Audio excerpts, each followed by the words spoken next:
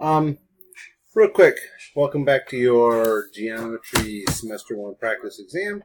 I want to make a quick note about 26. I thought something looked odd about this, and I would like to double check. Negative 2/3 is actually, as a decimal, negative 0.6 repeating, and 5/3 is 1.6 repeating. And after all their nitpickiness about exact answers, on this one, they rounded it off to 0.7 or negative 0.7 comma 1.7 when they put in the multiple choice. So when you go to solve this problem, you solve it on your own, you're going to have to pick one of the multiple choice options, pick the one that's best, closest to what the actual answer is, because it might give you decimals like this. All right, next.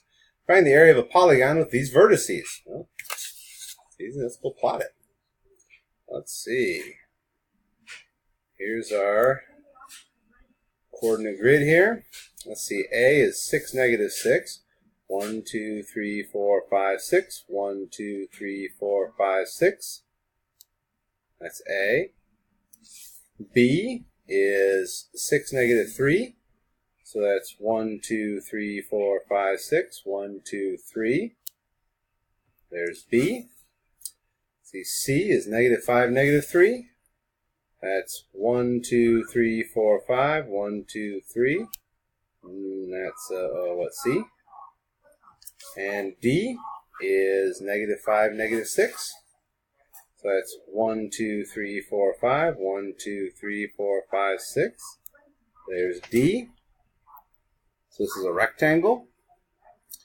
Let's see, it is 1, 2, 3, 4, 5, 6, 7, 8, 9, 10, 11 by 1, 2, 3. So its area is 33 units squared.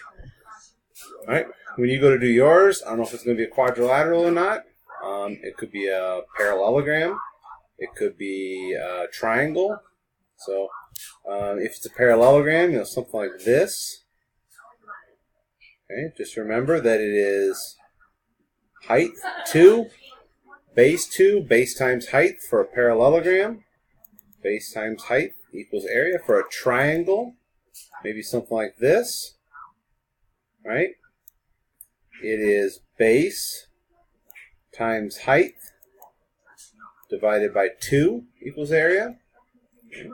Hopefully you'll just get a rectangle, a simple one, just base times height.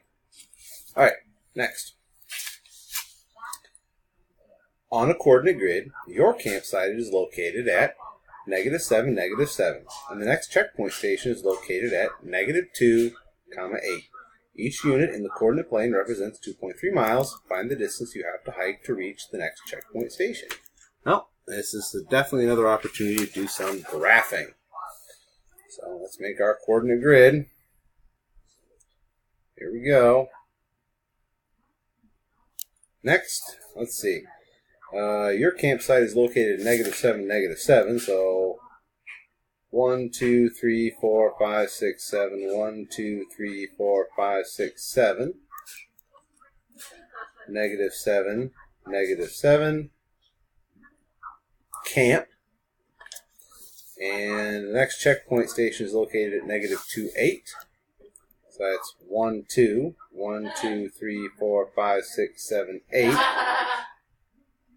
2, negative 2, 8. Checkpoint. So each unit on the coordinate plane represents 2.35 miles. So how long do you have to hike to reach that checkpoint station? So we're going to have to use our distance formula here, or you can use Pythagorean theorem if you want. It'd be over and up if you want to do Pythagorean theorem. Okay, we got 1, 2, 3, 4, 5. 1, 2, 3, 4, 5, 6, 7, 8, 9, 10, 11, 12, 13, 14, 15. Up over 5, up 15. So you've got 5 squared plus 15 squared equals c squared. 25 plus 225 equals c squared. Sorry. That's 250 equals c squared. So C is the square root of 250. That's 15.8114. 15.8114 approximately equal to C. Since each one of these spaces represents, I think it was 2.3 miles, is that correct? Let's go back and check. 2.3 miles. You got to take your 15.8114 times 2.3 to get the number of miles. So we still got it here in the calculator. We'll go times 2.3. Gives us 36.36619. Let's take a check here. Do they say anything about rounding? Find the distance, but it doesn't say anything about rounding. Again, it's going to be multiple choice. You got to look for the multiple choice that best is close to this. So 36.3661. So 36.366 miles.